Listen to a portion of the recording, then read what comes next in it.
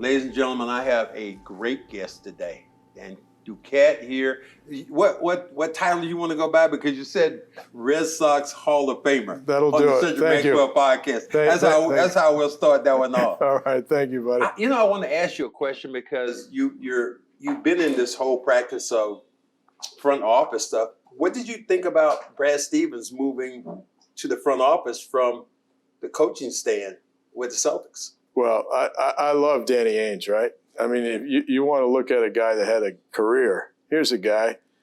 He was a high school All-American. He was a college All-American. He played two sports. Wait a minute. In the big league. I'm not going with this two-sport thing. Danny did not. He played in the big leagues in hit Toronto. One home run. I saw him play at Fenway Park. Now, his heart was in basketball. We know that. But Danny had a great career. And how about Brad's background, right? Great college coach. He come here and he distinguished himself as a coach. He knows players, right? I think it's a natural move for him, and I'm kind of excited. He adopted New England, right? Yeah. He adopted New England. He wants to be here, and I think he's going to provide some good leadership for the Celtics. The thing you look at Boston, isn't this one of the most difficult cities to manage, play, all the things combined because of the expectation level of the fan base? Well, I think because the fans are so passionate about sports here, right? It matters. Yeah. Right? It matters. And fans know what you had for breakfast, right? In Woonsocket, Rhode Island, right? The grandmothers know what the star players had for breakfast that day. That's the way it is. But it matters. But the other thing about Boston is Boston's had an extraordinary run of championships, right? And if you're not good in Boston, you're not that good in the minds of the fans, right? And all the franchises have had championships, fortunately. But if you look at the championships that we've had and that this generation of kids grew up on, I mean, how many years did we wait for a Red Sox championship? We didn't wait one generation. We didn't wait two. We didn't wait three. We waited 4 generations. And these kids today, they've had how many world championships amongst the teams in Boston? So it's just an extraordinary time. But the fact that people know so much and they connect and that it matters within the culture. Like if you go to the Dominican, right? Baseball down there matters, right? If you go to Montreal, hockey, that matters, right? I used to go to the games in the old Forum. Husbands and wives would get dressed up, right? They'd be dressed up in their Sunday best to go to the Canadians game, right? And then they'd go to the game, and then they'd go out to dinner after the game. It was part of the fabric of the culture, and it mattered to everybody. The fact is, in Boston, all sports matter, and everybody's involved. Everybody has a favorite team. They have a favorite player, and they don't just focus on one team. They focus on all the sports. We got a lot of experts. We got a lot of assistant GMs in Boston. But isn't that one of the toughest things because you have so many experts who are always second guessing you, and I'm sure you have to dial down the noise. But I've heard these guys like Shaughnessy, and I've heard all these different people come up and who never played the game, but they know more about the game than you know about the game. Well, they know more about the game, and they know a lot about the history of the game. And the good writers understand the fan base, right? And they know how to poke the bear, right? And in Boston, they like to play the drama too. They like to have a hero, and they like to have a villain. But I worked for Harry Dalton, the great general manager for the Orioles, and he was a mentor of mine in Milwaukee. And Harry told me early on in my career, he said, Danny, don't believe everything they write about you when it's good. He goes, because they're going to write a lot about you when it's bad. Yeah. And he said, just try to keep it down the middle of the road. But, in Boston, that's hard to do because of the passion of the fan base. And this is really a city that loves star players, and they love championships. So long as you can give the city and the fans star players that are good, that are entertaining, and championships. one of my favorite players was Rick Burleson. Loved him because I just thought he was just this gritty guy, and he played all out. And you were just telling me about other players like Trot Nixon, another guy that they loved here. Yeah, well, the fans, they appreciate hard work, right? In Boston, they appreciate the guys like Burleson that are fiery, the Rooster. Yes. And they like Trot Nixon, the way he would grind out every at-bat, the way he would run hard to first base and through first base, the way you know what? You say that, and I only mean to cut you off, but I got to ask you then, well, what was the love affair with Manny Ramirez? Because it was like there was sometimes he just say, "I'm just Manny being Manny." Manny was the most interesting player because he was quirky, right? He was unique, right? How about Manny when he dived into the stands and give the fan the ball, right? Or take the ball back from the fan and throw it into the cutoff man. You didn't see that very often, right? Huh? He just had that. Some guys have that flair of whatever it is. It can be as wrong as it can be, but then all of a sudden it endears them to the fans in a way that even I look at a guy like Big Papi, as great as all these other Red Sox players were. I still look at some people right now in this generation think that Big Papi was maybe the greatest Red Sox to ever play the game. Well, Big Papi was a great player, and him and Manny together, they were the most dynamic middle of the order hitters since Gehrig and Ruth, Wow. right?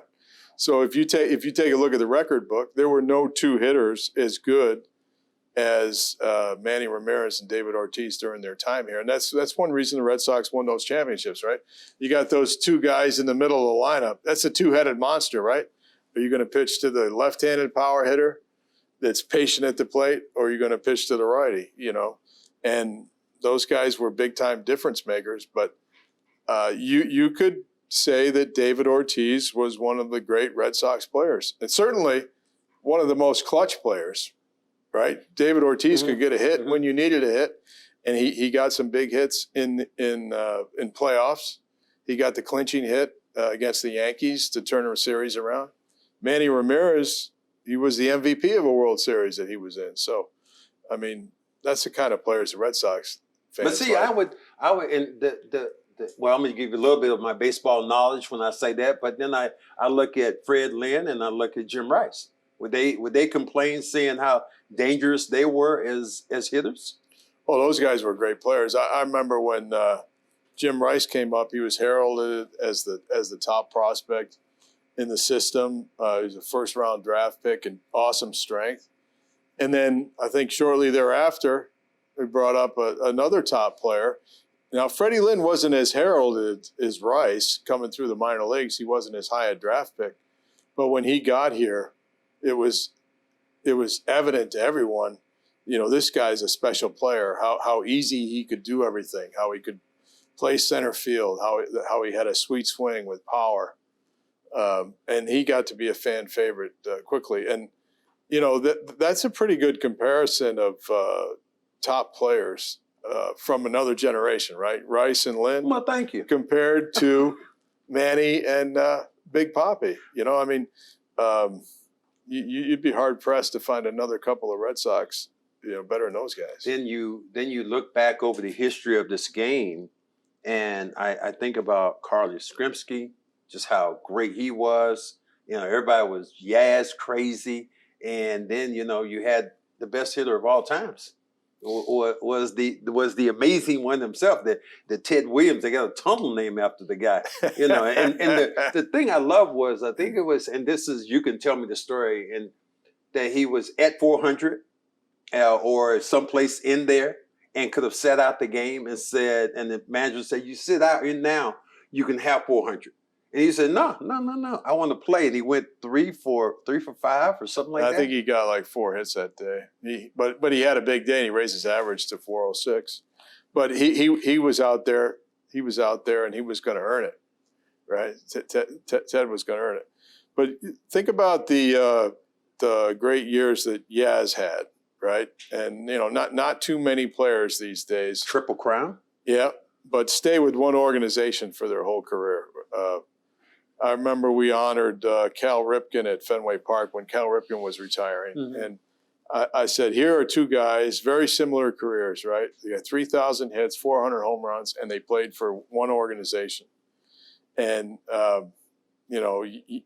I think, like I was saying, my brother and I, one team would be the Red Sox and one team would be the Orioles. So you had to imitate the batting stances of all the great Red Sox players at the time, Rico Petrocelli, Carl Yastrzemski, and then for the Orioles, Boog Powell, Frank Robinson. And that's how we followed the Red Sox and got to know the players. But in New England, I think kids still do that. I think, kids will still imitate the great Red Sox players. They're imitating the shortstop now. One of the things you look at, which is, I think, really different, is the fact that you look at the finances have changed since the time that you started as a general manager to where it is now, where it is, I look at basketball, it's generational money now. At one time, I remember Tom Heinsohn used to tell me, he said, well, once the season ended, what I have to do is he started an insurance company because he wasn't making that much money. But I look at players now, it's completely different with these salaries. Yeah, I think that's come with the interest, right? The more interest, the more people that follow the teams, the more money there is, and the more money there is for the players involved. And yeah, that's a lot different now. I know when players were coming up in the minor leagues, that was a part-time job for them, right? And they did that for seasonal work. And then in the off season, they'd go get another job and they'd try to train to get ready. They don't do that anymore. They're investing in their career. Right? These are young corporations. Exactly. Because we know that athletes, their life span as a player is short. It's a finite window, and you see all these young players that are doing everything they can to maximize that. And why wouldn't they, right? Where else are you going to get paid that kind of money to do something you'd like to do anyway, right? One of the things I look at in Major League Baseball, and they talk about from time to time, is bringing back, trying to get black players, and I mean black American players, not Dominican players, not from the Caribbean, but those players to come up in the mind. They've had a hard time doing that. How are they trying to turn that page? Yeah, Major League Baseball has had a lot of problems in terms of losing ground with the black players coming through the systems, getting engaged with baseball at a lower level at a younger age. I think we've lost a lot of athletes to other sports, and I think one of the reasons is that the fine motor skills of especially hitting, very, very difficult to learn and be successful at. And a lot of these other sports, it's a little easier to have more success right away. So I think a lot of that's got to do with like how we process players when they get started. Well, you definitely can say that, because you think of and can we put it mildly, what a failure Michael Jordan was as a baseball player? I mean, because here he was the greatest, maybe the GOAT, and then he goes to baseball, and it was hard to watch. We had Walter Herniak was from Swampscott or Peabody, right? He was a Red Sox batting coach, and he was out to my sports camp, and Joe Morgan was razzing him, and he said, "Hey, Walter, you took the greatest athlete in the world, Michael Jordan, and you gave him a shit swing." The best athlete in the world. I mean, I was watching, but like he was chopping wood when he was swinging. I'm like, what? He said, well, Joe, he had a little bit of a late start on the baseball, but it's hard to hit. It's hard to hit. And, you talked about Ted Williams and his single-mindedness of purpose, right? They said, Ted, what did you want to be known by? He said, oh, I just want to be known as the greatest hitter that ever lived, right? Wow. And that was his mission, right? He accomplished that. But it's not easy to hit. And you're seeing all these strikeouts these days in Major League Baseball. But to go back to the issue, Major League Baseball has done a good job recruiting worldwide. You see a lot of these star players coming to the big leagues from the Dominican. Tatis whose dad was a big leaguer. Vladimir Guerrero Jr., whose dad's a Hall of Famer. Shohei Ohtani. I mean, these are three of the biggest stars, but they've come to Major League Baseball from other countries, right? And I just think Major League Baseball has got to do a better job of processing players in the States, and not just minority players. I think younger players, irrespective of their race. I just think we got to do a better job of helping them along from the lower levels from the time they start. I asked a question one time of somebody, and they stole my question and went and asked President Obama the same question. So I'm going to ask you the question that I asked them. I'm doing right now. We're putting in your backyard. What we're doing, we're putting those presidents in the back of yours and Mount Rushmore. Give me and it could be baseball, whatever. Give me your Mount Rushmore of sports that you put in your backyard right now. Well, I'm going to give you my Boston Mount Rushmore. You can do whatever. This is your yard. We don't care. I'm going to go with my Boston. Okay. And my favorite player of all time was Pedro Martinez. Okay. Well, why do I like Pedro Martinez? Because he has everything that I ever looked for in a ball player. He had great skills. He's a great pitcher, great fastball, outstanding curve. No size. Well, we'll get to that in a second. Outstanding curve, great changeup. Okay, terrific competitor, and his mentor in Dominican said he had the heart of a lion. Wow. Un corazón de león, right? Wow. And Pedro Martinez was a guy that he liked the spotlight. He liked to be in the spotlight. That '99 All-Star game was one of the great thrills for any baseball fan when Pedro came out and he just absolutely destroyed the American League and he embarrassed Sammy Sosa. Sammy Sosa that winter had said that Pedro wouldn't do as well if he was in the National League, and Pedro remembered it and he just absolutely embarrassed him. So if you ever want to have a good laugh, go watch that YouTube where Pedro strikes out Sammy Sosa. Wow. But anyway, I would have Pedro. Okay. Let's see. Well, my neighbor down the Cape is Bobby Orr, so he's going on my Mount Rushmore. He meant so much to the region. He brought hockey into the mainstream, and I gotta put him on my Mount Rushmore. Now, for the Celtics, I'm going to put you on the Mount Rushmore. You know what? And I'm going to put Bill Russell on the far side. Okay. We don't like your Mount Rushmore already, but that's okay. That was pretty good. That was pretty good. I'm gonna put the Max on the right side, and I'm going to put Bill Russell on the left side. Okay. All right. And they're going to bookend for the great Celtic tradition. And the fact that you came to the Celtics and you're still here. You're a member of the community. Wow. You're a member of the community. Not according to my ex-wife, but that's okay. We'll let you have that one day.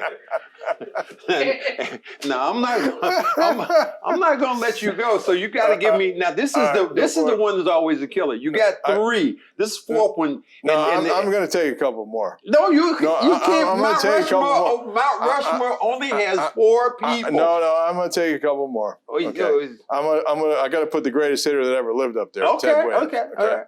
Ted Williams goes there. And you may not know this, but the quarterback for the Patriots, when I was with the Expos, we drafted him as a baseball player. Wow. He was the left-handed hitting catcher from Sarah High School in Northern California, and his father said, you can draft him. You said left-handed? Left-handed hitting catcher. Is that right? Yeah, he's got all the great skills to be an outstanding baseball player, right? He's got the quick feet. Okay. He's got a great release. He's got outstanding leadership capability, and he's got power.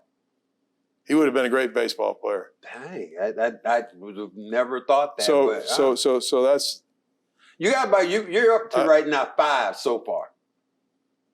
Well, Okay. So 5, okay. That's pretty good. I got 2 Red Sox, Mhm. arguably the best hitter and one of the best pitchers ever.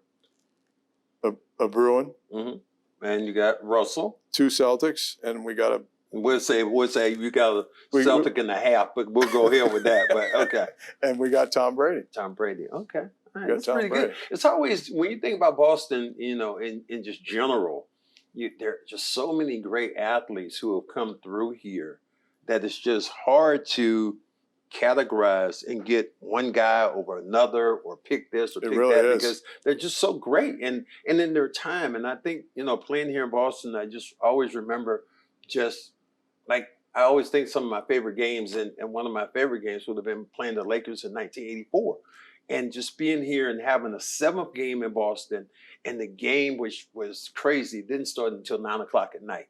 And that to me was like, it broke my routine up. Because normally as a basketball player, you go to practice, you go shoot around, then you come back, you have lunch and take a nap, and then you do whatever. And by the time I woke up, it was still like about 5 o'clock. So I still wasn't coming over to the arena for a while. So when I remember those days and things that have happened here in Boston, and then the Red Sox to win their championship after all those years, and that to me was when they were down to the Yankees, and everybody's like, this is exactly. This is over. And then it was one game at a time, and it's like, come on, they can't come back and win this thing. There's no way they can come back. Yeah, but they did. Yeah. To me, there is nothing more humbling or that makes me prouder than when I go to Logan Airport and I look at all them banners when I go through security there. Yeah. And I see all the Bruins banners, and then I see all the Patriots banners, and then I see the Red Sox banners,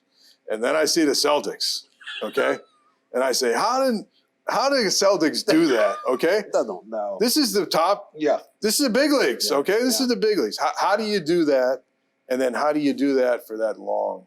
Just absolutely extraordinary. I can't believe that. Usually myself. the window for a dynasty is like 4 to 6 years. Yeah. I mean, this went on for a decade and Russell's more. run was crazy. And more. To win that you win 8 championships in a row. That to me, just by default, it just can't happen, and it did. Right. Just shows the greatness and the competitor that he was. I thought that's where they really reached to. Yeah, you got to have a single-mindedness of purpose to have those type of results, because you see all the cheating that goes on now in professional sports, right? Oh. You see all the cheating that goes on now in professional sports. So that tells you that at the top of the triangle, everybody's looking for that little edge, right? That little edge that'll keep them there and that'll help them be the champion, right? And for the Celtics to do that year in and year out, okay? And then compare that to this generation now for pro sports. You're talking about the Olympics. You're talking about all the major sports. Everybody's trying to get an edge, and you have to do that to be at the top of your game, whether it's cycling or whatever it is. But to be able to maintain that edge for that long, truly extraordinary. That is what I see when I think about the city and the complexity and the winning attitude. Somebody was asking me today about, well, what's the expectation level for the Boston Celtics, with their new coach? And I said championship, because unfortunately, over there in that building, you can't put up a banner from maybe Division I, or you won this one. It looked like the United Nations over there, if that was the case. But it's all about winning championships. And I remember Red Auerbach saying that well. And I told you that story, how I'm sitting across from Red, and you're my general manager, and he's sitting there, and I'm a young whippersnapper, and I'm just like, man, my attorney's sitting beside me, and Red says, well, Cedric, what we're going to do is we're going to give you $1 million. And I remember my leg just shaking. I was like, oh, man. And I was so happy I had a table in front of me. And then all of a sudden, my attorney who's sitting beside me just says, we don't want that. What? What do you mean we don't want that? It's like, I don't even know this guy. Get him out of here. But was Red Auerbach and just his demeanor of, the whole thing, even Red now, the thing about the cigar. And if you think about that Boston Garden, you see guys now, the cigar said it all, of excellence in when you think about the Celtics and who they were as a team. You and I have something in common, though. Marigold Medical. You're going to tell me a little bit about, our knees and, because I can tell you about mine. Mine are not good enough to play ball yet, but they're coming. How do you feel with yours? Well, I'll tell you what, the guys at Marigold Medical, they do it right. They do the whole holistic approach. They go from soup to nuts. Okay, and I've been a big believer in that everything is related in your body, right? If you have an injury to your shoulder, it's going to affect how you move. And then let me put my Coke away since you said that. Okay. Since everything is related, I'm just put the water right here. Okay. All right. Thank you. But the guys at Marigold Medical, they're on the cusp of something really big in regenerative medicine, and I went to them to be able to function, right, so that. I'm a veteran player now, right? We all are, but go on. And I want some help to go into those extra innings, right? So I can do the things that I'm doing, whether it's playing ball with my 7-year-old son or going out with my kids and my grandkids to go skiing. I want to be able to do that. So I went to see the guys at Marigold Medical. And they gave me an evaluation, and I've always been a big believer in you got to have a baseline to know where you're coming from to know where you want to get to. And so they tested me on the state-of-the-art Hanova machine, which a lot of the football teams use around the globe with their top athletes. And they found out where I was. They made a recommendation for my flexibility to improve my strength. And then I got a couple of regenerative shots, the stem cell shots, and then also the PRP. And I'm happy to say I was able to ski 38 days last winter after not being able to ski and get myself back in shape. But it came from the approach of soup to nuts, right? An evaluation, a recommendation, an orthopedic exam, physical therapy, and the shots. And I think they're on something big with this regenerative medicine because I've had a lot of my friends get transplants, right? Yeah. Hip replacements, knees and hips. And I think that there's a place for regenerative medicine to not only delay those, but to make the athletes or the people more functional and be able to enjoy their life more. Well, that is basically how I looked at it. Is like you want to get back to doing some things that you used to do, and mine is going up steps or going through aerobics, and it's made it a lot easier just getting out, doing those particular things. And like I said, I don't want to get back and play. I don't want to come back to play, but if Danny Ainge needed, the old Danny Ainge needed a 1 day, I could give him a 1 day, but that was basically about it. But it's just fascinating to see how, you and I are older now, a bit older, and we're going through these transitions that at one time you would think were just, you say you're old dude, that's how you're always going to be. And that is really what I think has been really special about these guys. Yeah, I think with the breakthroughs in medicine and also with the technologies, people are living longer. And if you were an athlete or you were active when you were younger, you want to be able to maintain that. And Marigold Medical will help you do that. You gave me a story a little bit earlier, and you were talking about one of your favorite players, Jim Rice, but I want to know if this is true or false. Jim Rice, great hitter. Jim Rice found out he needed glasses. And it's like he couldn't see, and he was hitting, 300 to 3, whatever. Was that true or not true? Jim Rice was a great hitter, and I'm so happy he got into the Hall of Fame. And they tell me at the end of his career, they made recommendations to make an adjustment in his sight line to help improve his sight. But Jimmy resisted those. Now, Jimmy may have been able to extend his career a little bit more, right? Don't tell Jim that. We had this conversation. And Jimmy's a great Red Sox player. He got into the Hall of Fame, and I was so proud that he got in. I thought it was a great step for the organization, for the Yankees, and their legacy for Jim Rice to get into the Hall of Fame. But you'll have to ask him. But I heard the same thing, that Jimmy was proud and didn't take the medical recommendation for a site adjustment. I heard that about Jim, and I've talked to him several times, and he always kind of just looks at me in an odd way with his glasses and kind of looking down on me. I'm like, Jim, is it true or not? So that's why I wanted to get an official approach. Now, the last question I want to ask you is about the owner of the Red Sox, just how he's done what he's done over the years. That your owner now, he has just transitioned in so many different ways, and I look how the organization is going. What way do you see his influence on? Well, I think the record of the Red Sox organization speaks for itself, right? John Henry came in 2002, and he had a mandate from the fans to win a World Series championship. So he followed through, and he won in 2004. He was able to break the team down and win again in 2007. He won again in 2013. And he probably had the best team in the history of the club in 2018. And they went wire to wire, right? My friend David Dombrowski came in here as the general manager, and they just absolutely dominated. We played them in spring training in 2018, and they beat us. We were very competitive with the Red Sox and the Yankees for the first 5 years when I was with the Orioles. But in 2018, we weren't competitive. But that same Red Sox team also went through the American League. They went through the playoffs.